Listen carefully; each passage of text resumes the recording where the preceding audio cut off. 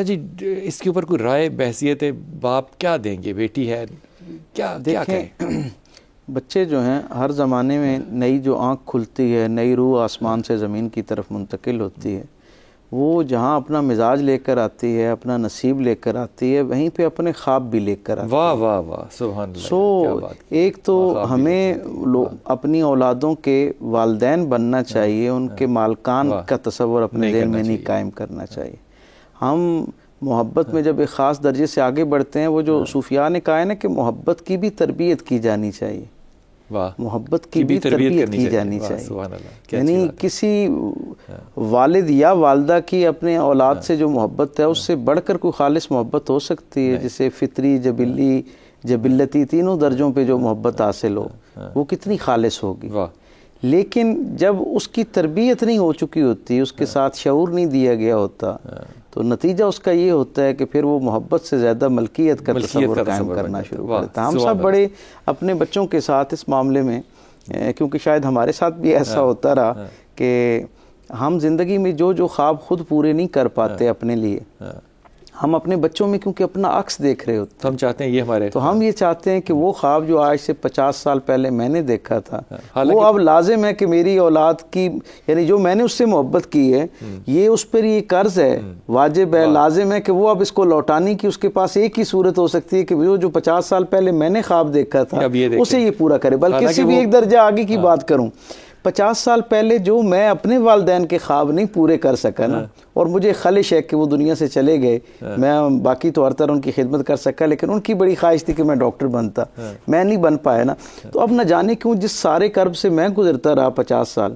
اب عین جیسے ہی میرا بچہ یا بچی اس منزل پہ آتی ہے تو میں اس کو اسی جو ہے نا آگ کا ایندھن بنانا شروع کر دیتا ہوں۔ تو یہ بڑی ایک تکلیف دہ معاملہ ہے والدین کے لیے۔ بچوں کے والدین بنے، بچوں کے مالک نہ بنے، مالک صرف رب تعالیٰ ہے۔ اللہ تعالیٰ آپ کے لیے آسانی کرے، اور میں اس بچی کے لیے خاص طور پہ دعا گو ہوں کہ یہ 2 سال اور گزار لے، یہاں پہ انٹرمیڈیٹ کر لے، انشاءاللہ تعالیٰ اللہ اس کے لیے بہت دروازے کھولے گا اور بہت کامیابی کے دروازے کھولیں گے انشاءاللہ۔ جی وقاص، السلام علیکم بیٹا۔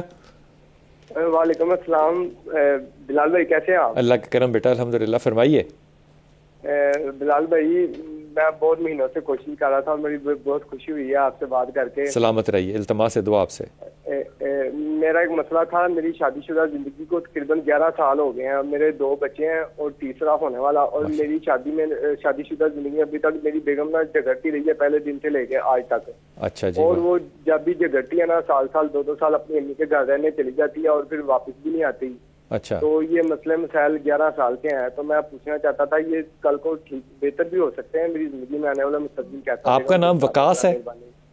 جی میرا نام وقاص ہے۔ اور بیگم کا نام؟ ثنا اس کا نام ہے۔ وقاص، تمہیں لگتا ہے کہ تم بھی بحث میں کافی اچھے ہو؟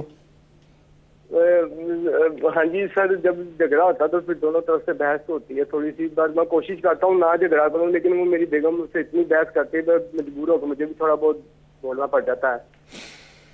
تو معاملہ یہ ہے کہ اب 3 بچے ہیں ماشاء اللہ تعالیٰ۔ ہاں جی۔ اب میں تمہیں اس پہ کوئی اپرچونٹی یا آپشن اور دوں تو وہ انصاف نہیں ہوگا۔ بچوں کی زندگی ہے نا بیٹا، جب بچے ہو جائیں تو پھر بچوں کے لیے قربانی تو دینی پڑتی ہے ماں باپ کو، اس پہ کوئی دو رائے نہیں ہے، قربانی دینی پڑے گی۔ لیکن میں یہ کہوں کہ ثنا جو ہے، وہ ثنا کی والدہ اور والدین کا کیا نام ہے؟ ان کا نام ہے سریا۔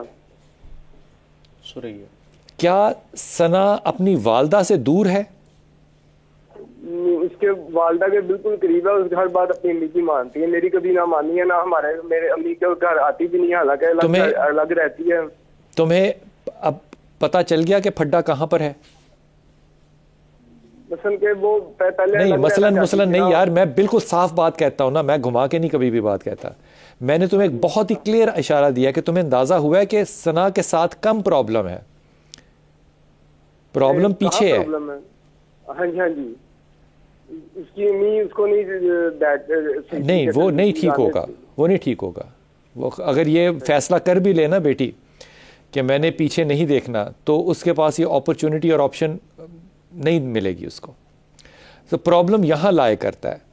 اب تم اس کا بدلہ جو ہے وہ ثنا سے لو، یہ مناسب نہیں ہے، کیونکہ وہ بھی کیا کہنا چاہیے، پرزنر آف ایموشنز ہے، وہ بھی اس میں پھنسی ہوئی ہے۔ وہ بہرحال ایک غلط مشاورت جب پیچھے آ جائے، سپورٹ آ جائے، اس طرح کی تو پھر. لیکن میں تمہیں یہ اشور کراتا ہوں کہ ثنا اتنی بچی نیگیٹو یا بری نہیں ہے جتنا کہ تم سمجھتے ہو کہ وہ سال 6 مہینے جا کے رہے, انلیس کہ اس کو پیچھے سے وہ سپورٹ نہ ملے, اور مشورے جو ہیں دینے والے جو ہیں وہ تھوڑے سے انسانی حقوق کو پامال نہ کریں.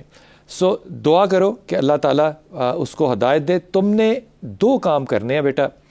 ایک تو تم نے اپنے گھر میں یہ رواج ڈال لینا ہے کہ رات کو سورہ رحمان کو سنے بغیر کوئی نہ سوئے.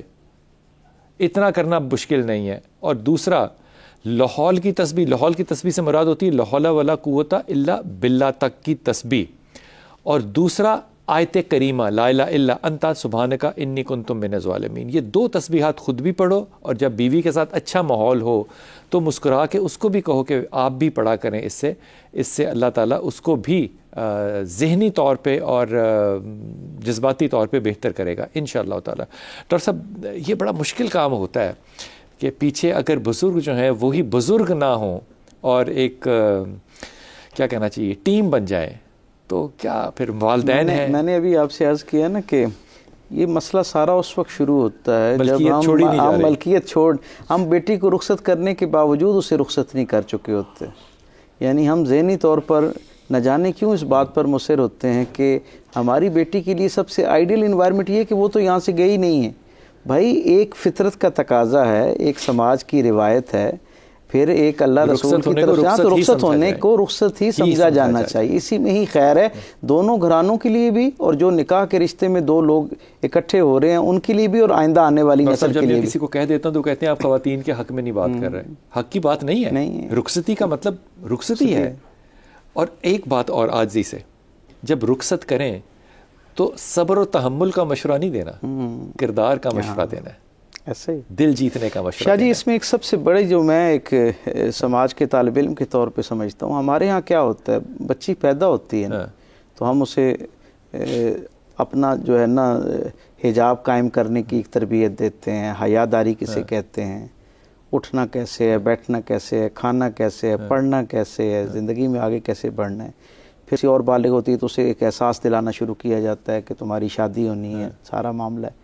پھر شادی کی رسوم و رواج جو ہیں ان کے بارے میں ایک خوشگوار خواب کے ساتھ اسے منسلک کر دیا جاتا ہے. خوابوں کا شہزادہ آئے گا, وہ تمہیں لے کے جائے گا, ایک بہت ہی آئیڈیل انوائرمنٹ ہوگا. جیسے معذرت کے ساتھ مجھے سمجھانے کے لیے بات کہنا پڑی کہ سلطان قابوس جو ہے وہ آئے گا اور آ کے لے جائے گا تمہیں, اور دنیا کے سارے مسائل جو ہیں وہ ختم ہو جائیں گے. ایک خواب پر مبنی دھوکہ, اس میں ہم اتنا پختہ کر دیتے ہیں اس بچی کو. خواب پر مبنی یہ جو دیکھ دھوکہ ہے, اس پہ ذرا توجہ فرمائیے گا. وقفہ لے کے ابھی واپس آئیں. بسم اللہ الرحمن الرحیم. میں ڈاکٹر صاحب آپ سے پوچھ رہا تھا کہ جب ذکر نبی پاک صلی اللہ علیہ وسلم آتا ہے, اللہ کی بھی باتیں ہوں, اگر رسول پاک صلی اللہ علیہ وسلم کی باتیں ہوں, صحابہ کی باتیں ہوں, حضرت سلمان فارسی کا قصہ ہو, عمر خطاب کا قصہ ہو, امام علی کا قصہ ہو, رکت کیوں آتی ہے؟